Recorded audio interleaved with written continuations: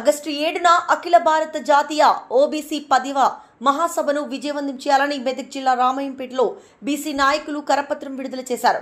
గోవా రాష్ట్రంలో ఆగస్టు 7న జరిగే అఖిల భారత జాతీయ ఓబీసీ 10వ మహాసభను విజయవంతం చేయాలని మెదక్ జిల్లా రామాయంపేట పట్టణంలో బీసీ నాయకులు కరపత్రాన్ని విడుదల చేశారు.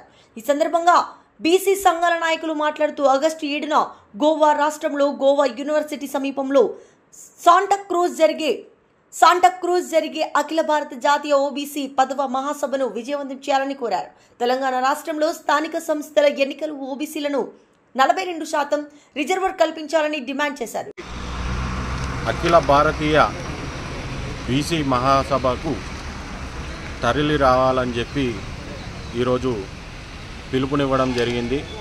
చలో గోవా, హలో బీసీ చలో గోవా అనే నినాదంతో బీసీలందరూ ఏకతాటిపై బీసీ రాజ్యాధికారం కోసము అందరూ కృషి చేస్తూ అందరూ ఉత్సాహవంతులై ఈ కార్యక్రమాన్ని విజయవంతం చేయాలని చెప్పి బీసీ మండల్ డే, అదేవిధంగా 10వ మహాసభకు అందరూ అధిక మొత్తంలో అత్యధిక జనాభాతో తరలి రావాలని చెప్పేసి ఈ సందర్భంగా తెలియజేసుకుంటున్నాము.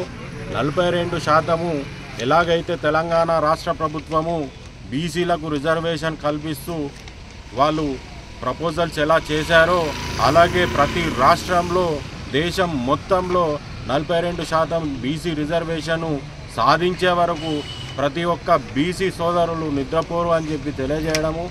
అదేవిధంగా ఈ ముఖ్య ఉద్దేశము బీసీల రాజ్యాధికారం రావాలని, బీసీలందరూ రాజకీయంగా ఆర్థికంగా వ్యాపారపరంగా అన్ని విధాల అభివృద్ధి చెందాలని చెప్పి ఒకటే ధ్యేయంతో నడుస్తున్నాము.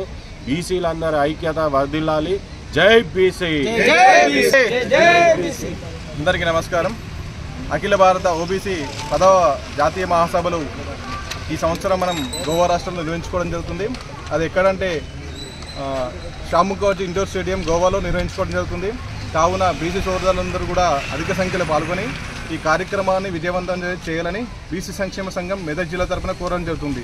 జై బీసీ.